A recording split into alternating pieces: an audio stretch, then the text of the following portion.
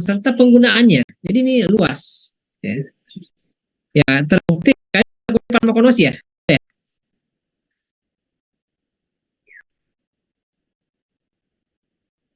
Halo? Sudah, Pak. Sudah. Oke. Ya, jadi kalau tentang penggunaannya di farmakologi juga sudah, penemuannya sudah. Ya. Nah, kemudian, namun biologi itu tidak terbatas di mata kuliah ini saja. Penerapannya ini, sorry, penerapan yang mulai dari penemuan sampai penggunaan itu melibatkan bidang disiplin ilmu lain ya. Misalnya sitologi, ya, ilmu genetika. Itu bagian-bagiannya itu kita ibaratnya itu adopsi ya, seperti itu. Mikrobiologi, botani, mungkin kalian sudah belajar botani, farmasi, zoologi itu di biologi farmasi ya, mikrobiologi, genetika itu di mana? Di bioteknologi ya. Biokimia sudah jelas, biologi molekul itu di biologi sel, farmakologi jelas, toksikologi, bioteknologi, dan farmakologi fitokimia. Nah, kaitan dengan ini, farmakologi fitokimia adalah ilmu mengenai obat dan bahan pembantu yang berasal dari organisme, baik mikroba, tumbuhan, dan hewan, dan organisme penghasilnya. Nah, seringkali farmakologi fitokimia diartikan sebagai biologi farmasi dalam arti sempit. Ya, terkadang di bagian beberapa perguruan tinggi lain, ya, mereka menyebutnya bukan biologi farmasi, tapi farmakologi fitokimia seperti Unhas, ya. Mereka tidak mengenal namanya biologi farmasi. Kenapa? Karena biologi farmasi disebutkan gunakan istilah farmakologi fitokimia, di mana bagian biologi farmasi masih di farmakologi dan untuk unsur kimianya masuk di fitokimia. Kalau kita lebih memilih menggunakan biologi farmasi. Ya. Tadinya pembagian bidang ilmu, misalnya biologi farmasi, kimia farmasi, farmakologi, farmasi dan teknologi. Ini saya kira ini penjelasan pernah saya sudah jelaskan di pengantar farmasi ya. Ya ini sudah. Nah kemudian kenapa biologi ini juga sudah pernah ya, sudah pernah saya ajarkan. Tapi perlu kita ulang di sini sejarahnya kenapa biologi farmasi itu disebut sebuah bidang ilmu ya di farmasi. Yang pertama ini dari aspek kajian, berdasarkan aspek kajian. Yang pertama aspek ontologi ya. Nah ini nanti ini cukup dipahami harus dipahami nih ya. Selalu saya tanyakan ini ya. Aspek kajiannya biologi farmasi. Nah, apa itu ontologi? Itu eksistensi atau keberadaan ya, dan keberartian dari ilmu biologi farmasi itu. Kenapa biologi farmasi ini sebenarnya kita tidak spesifik ya, karena asal mulanya ini pengembangan dari farmakonosi. Jadi farmakonosi merupakan bidang ilmu tertua ya di dalam bidang farmasi. Jadi setelah farmasetik, karena farmakonosi dulu baru farmasetik. Ya. Kenapa belum ada farmasetik? Ya kalau farmasetik itu kan Galenica ya yang lebih ini. Kalau farmakonosi itu mulai yang terkenal itu kan mulai dari Socrates ya, Dioscorides ya. Itu yang mempelopori ya, yang pertama menemukan. Nah, di sini juga biologi farmasi yang dimaksud di sini itu sangat luas ya. Nah, ini makanya ya, semua melibatkan bidang ilmu lain ya. Bahkan yang seperti sosial dan humaniora ya, itu masuk ada. Nah, namun untuk kajian spesifik sendiri di dalam itunya ada beberapa kelompok sub bidang ilmu lagi ya. Ini kan sub bidang ilmu farmasi, biologi farmasinya, kemudian di biologi farmasi ada lagi bidang-bidang lain ya. Yang ini ada botani farmasi, farmakologi biokimia, mikrobiologi dan bioteknologi. Nah, namun itu tergantung masing-masing ya. Apa namanya? Tapi secara umum seperti itu. Yang dikaji dikelompokkan di botani farmasi. Botani farmasi itu mulai dari ya memang dispesifikan di obat tanaman obat ya, tanaman obat. Tapi botani farmasi itu mulai dari mempelajari morfologi. Saya kira sudah ya, morfologi, anatomi, kemudian meskipun itu umum, bahkan sampai hewan-hewan ya, zoologi, ilmu hewan-hewan itu ada ya di situ. Tapi makanya disebut biologi farmasi. Kemudian dalam ilmu mikrobiologi farmasi ya, ini merupakan kelompok ilmu farmasi yang tidak hanya merupakan bagian ilmu farmasi, tapi juga bagian ilmu bidang yang lain. Mengingat mikrobiologi dan bioteknologi dapat dimanfaatkan untuk pencarian bahan obat baru secara biologi, ya, baik dari cara isolasi dari bakteri ataupun jamur, ya, bisa dengan kultur jaringan sampai rekayasa genetika. Jadi semua yang terkait dengan mulai dari endofit ya sampai rekayasa genetika itu masuk di kelompok ini. Untuk botani farmasi sendiri, ya, mulai dari morfologi ya sampai apa namanya taksonomi ya, atau sampai dengan potensi etnobotaninya, ya. Kita belajar bagaimana siklusnya. Itu ada subbidang ya. Kemudian ada farmakologi, ini yang paling luas nih, ya, farmakologi fitokimia. Nah, kalau kita di farmasi tidak terlalu, mungkin istilah ini jarang ya dipakai ya. Selalu disebutnya bahan alam, bahan alam, bahan alam ya.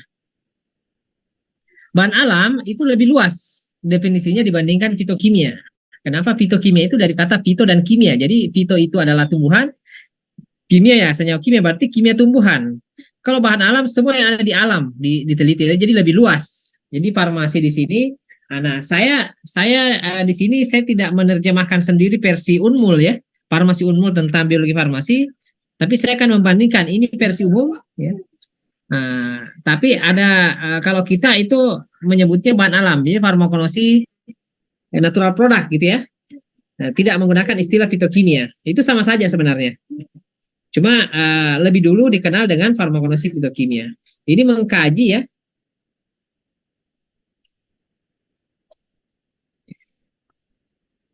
Ini mengkaji tentang apa namanya bahan-bahan farmasetik yang berasal dari makhluk hidup. Ya. Mulai dari di mana terdapatnya di alam ya, berarti eksplorasi gitu ya. Kemudian dari mana asalnya tumbuhan itu, berarti apa namanya endemik atau tumbuhan ya spesifik atau tumbuhan umum gitu ya. Kemudian cara isolasinya ya, kemudian penentuan struktur kimia ya. Sampai ke mekanisme kerjanya. Itu luas ini ya. Kalau farmakologi. Jadi terkait bahan alam sampai mekanisme kerja itu kompleks ya. Nah, di situ tidak terbatas dari farmakologi ini tidak terbatas juga, tapi juga termasuk dalam cara penanaman ya atau budidaya ya, seleksi pengumpulan. Ya, di sini kita sudah mempelajari ya. Nanti kita harus mempelajari cara dan budidaya tanaman obat yang baik ya. Nah, sudah ada pedomannya itu. Nah, masuk lagi itu kita masuk di produksi. Produksi ada lagi aturannya harus diikuti, yaitu cara pembuatan obat tradisional yang baik. Kalau sintetik itu kan tidak ada tradisionalnya, obat yang CPOB saja kan ya. Yang meliputi di situ mulai dari produksi, pengawetan, penyimpanan, dan perdagangan dalam bentuk simplex atau simplisan dan klinik.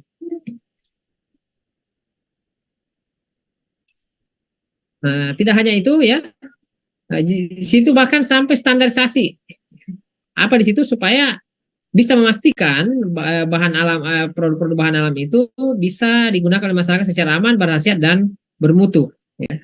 Itu keberartian biologi farmasi ini ya, memang penting urgensinya ya. Kalau ditanya tentang ininya. Kemudian kalau keberadaannya ya ada pakarnya, ada ahlinya, gitu ya. Berarti dia ada, gitu ya. Ada yang ahli, ada yang menguasai bidang. Nah, para pakar ini tidak hanya selalu mencari senyawa baru dalam alam baik secara farmakologi, tetapi mengembangkan metode-metode untuk melakukan pengayaan material aktif dari bahan alam yang telah diketahui aktivitasnya. Ini namanya sudah saya ulang saja sebenarnya, ini pengantar dulu ya, tapi di dulu itu sepintas ya. Kemudian dari aspek kajian epistemologi ya, ya, apa? Ntar dulu ya. Ntar dulu ya.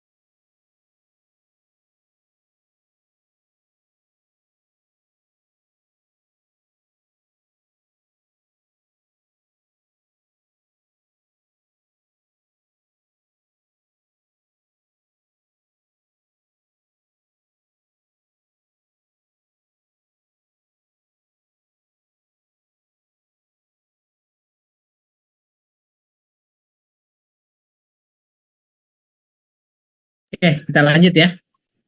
Nah, jadi kemudian selanjutnya dari aspek epistemologi, yaitu metode yang digunakan untuk membuktikan kebenaran bidang ilmu botani farmasi ya.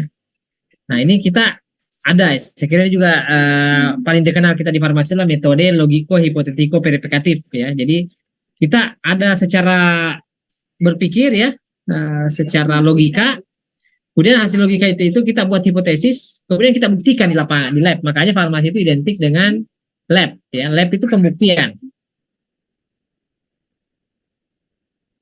Kemudian dari segi historisnya ya ini sudah apa namanya? Ini ya, saya kira ini tidak perlu sudah saya tunjukkan dulu ya. Sejarah-sejarah bagian-bagian peradaban yang mengembangkan bahan alam ya. Dari dulu ya sampai farmasi ya secara resmi dipisahkan dengan dokter ya oleh Raja Fredrik II dan itu berkembang terus ya. Kemudian yang ketiga dari aspek aksiologi ya. Aksiologi yaitu manfaat dari bidang ilmu biologi. Nah, apa yang menarik dari situ ya? Ini adalah kemanfaatan. Saya kira ini tidak usah disebut ya, disebutkan manfaat.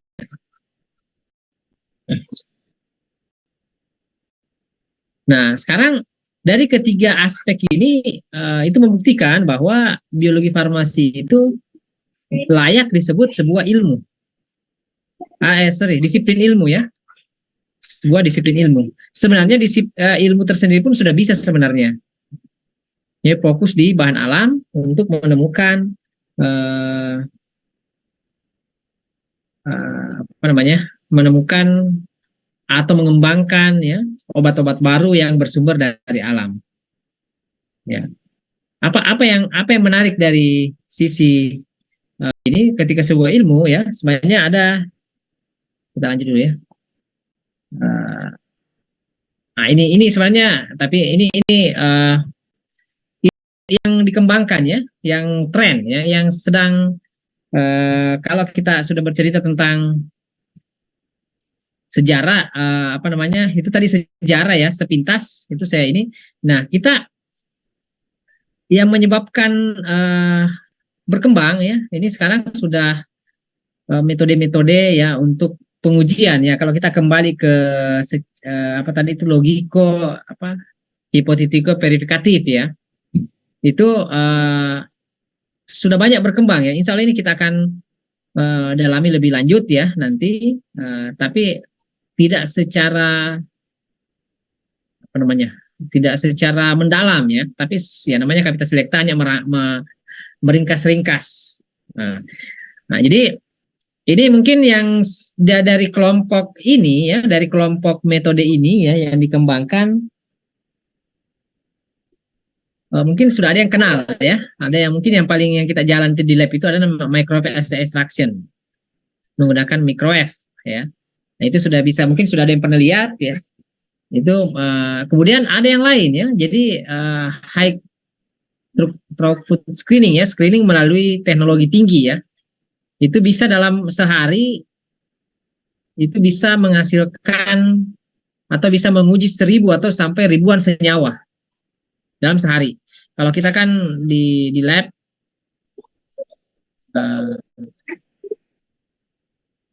apa namanya? Kita di lab ya uji apa namanya dalam kalau penelitian itu ya ada yang uji antioksidan gitu ya. Ada uji antioksidan itu 3 bulan itu baru selesai. Ya kita jauh tertinggal dengan metode ini. Kemudian ada HyperNet system for separation ya untuk HyperNet. Jadi HyperNet itu sistem hypernet itu maksudnya penggandeng ya, apa namanya, dua alat digabung jadi satu. Misalnya sekarang yang ada di Indonesia itu kan misalnya UPLC MSMS ya. UPLC-nya itu adalah alat pemisahnya, kemudian MSMS-nya itu adalah alat detektornya ya. Nah, seperti itu. Kemudian kalau kembali ke metode ekstraksi ada microwave ya, ultrasonik ya, enzimatik. Jadi metode ekstraksi berbantu enzim. Jadi pelarutnya itu pakai enzim, tidak pakai pelarut ya, tapi hanya enzim. Ya. Jadi ditambahkan enzim, nanti enzim inilah yang akan mengeluarkan senyawa-senyawa metal sekunder target itu. Kemudian ada ekstraksi dengan menggunakan negatif pressure cavitation ya, kavitasi tekanan negatif. Ya, tekanan negatif itu berarti dia bagaimana yang dimaksud tekanan negatif itu ya. Kita nanti lihat. Itu adalah dengan bantuan tekanan ya, apakah dia diberikan tekanan sehingga dia keluar. Nah, ini berhasil ya, di Makassar sudah ada mengembangkan ini ya. Jadi ada perusahaan besar di Makassar itu sudah mengembangkan metode ini.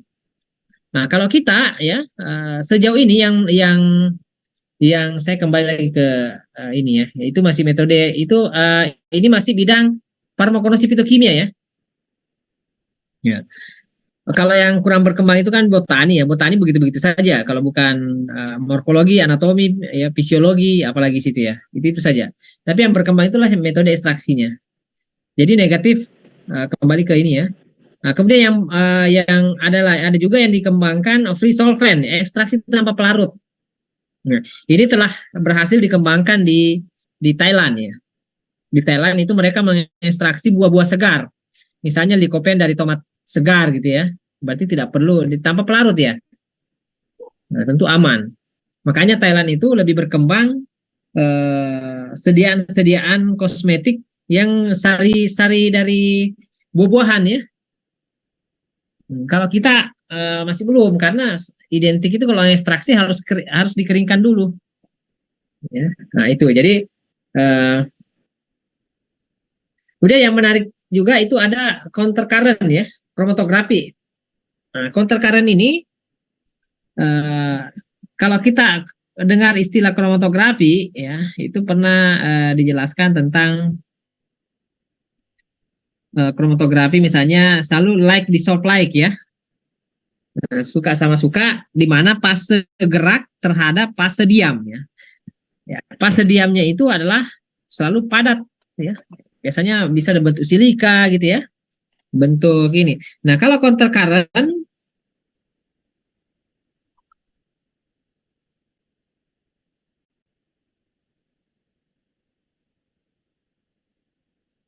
dulu ya.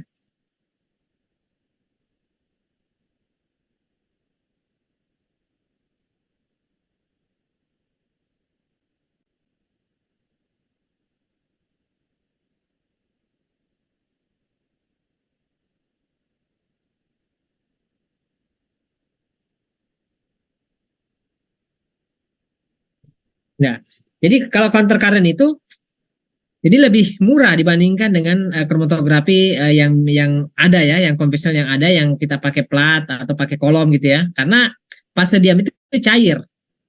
Ya. Sudah ada peneliti kemarin ya, sudah ada kakak tingkat kalian angkatan 2018 itu saya suruh meneliti untuk menggunakan Arizona System ya. Pakai prinsip dasarnya counter current. Itu sudah mulai diteliti juga, dikerja ya. Di Kratom itu diekstraksi menggunakan fase diamnya cairan, fase geraknya cair gitu ya. Nah, jadi kita menggunakan beberapa jenis pelarut yang tidak ini satunya sebagai fase diam, satunya fase gerak. Kalau dulu kan ini kalau yang lama itu adalah silika ya dan C18 misalnya atau bisa pakai karbon ya, macam-macam ya, atau dengan prinsip penyaringan. Kemudian ilmu-ilmu kalau di farmakologi sendiri ya, soalnya berkembang juga ilmu-ilmu ini akan kita bahas detail nanti ya. Ini hanya pengantar dulu hari ini ya. Ini yang kita bahas. Farmakologi sendiri itu berkembang ya. Berkembang ada marine farmakonosi ya. Jadi farmakonosi bahari atau marine ya, kelautan. Jadi mencari, kalau farmakonosi ini kan ilmu yang pelajari tentang obat yang berasal dari alam gitu ya. Nah, kebetulan marine ini fokus di apa namanya, farmakonosi kelautan ya. Saya punya bukunya itu, ntar saya carikan.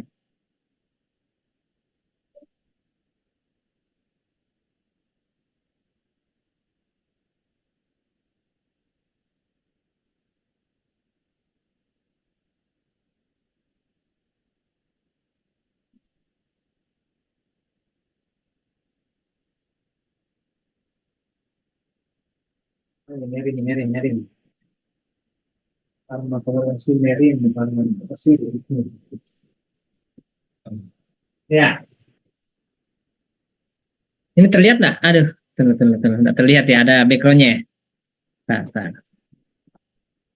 Ini juga salah satu bidang ilmu yang potensial untuk kita kembangkan di farmasi ya, di Unmul, karena ya ini contoh buku ya, Marine, kelihatan ya, Marine Farmakonosi ya. Ada lagi nih yang lain, sebentar lihat dulu.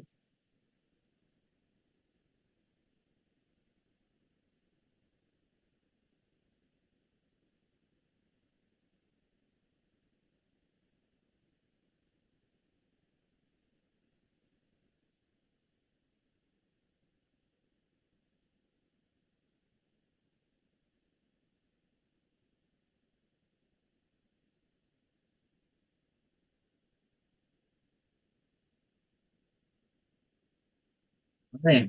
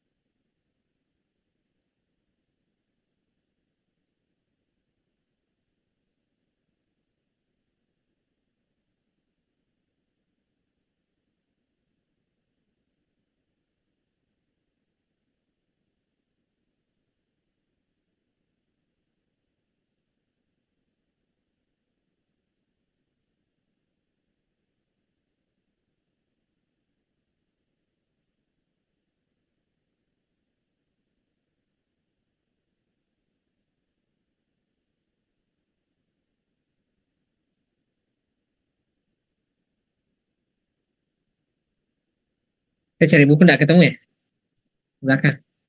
Jadi ada juga buku tentang yang ini ya, klinikal ya, klinikal farmakonosi. Ini belum saya lanjutkan untuk teliti ya. Merin juga belum. Ini insya Allah yang Merin ini saya akan kader ya, namanya Pak Didik itu. Mereka dia punya basic untuk dikembangkan ya. Kemudian ada, saya juga punya ekofarmakonosi ya sebenarnya, cuma enggak di mana saya simpan, kemarin saya sudah baca.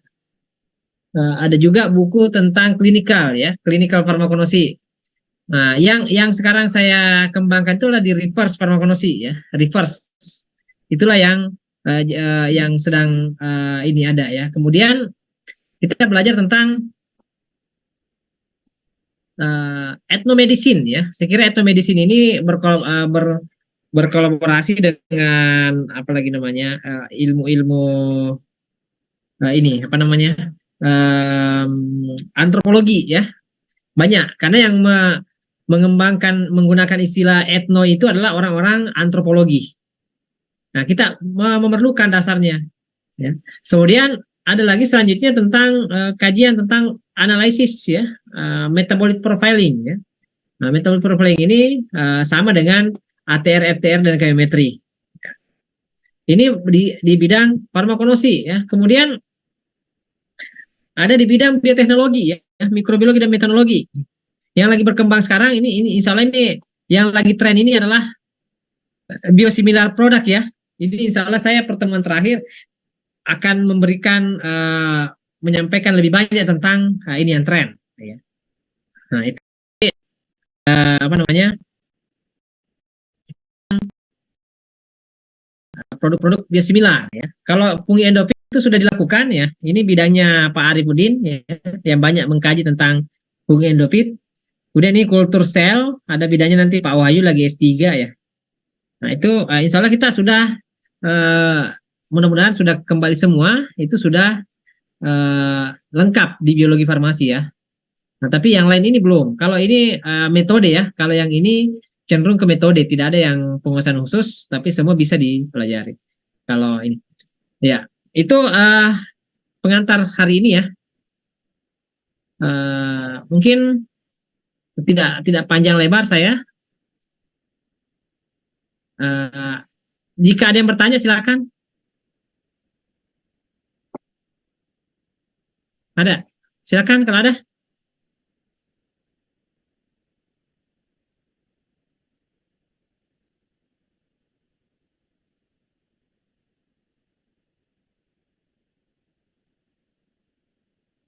Ada yang bertanya?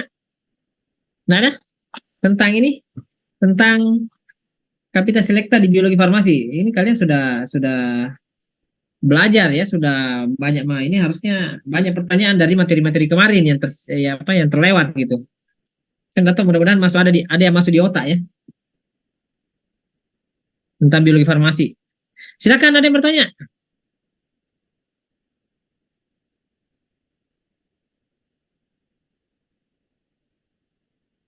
Ayo, ada tentang yang saya bahas tadi. Ya sampai suara saya kedengaran aja.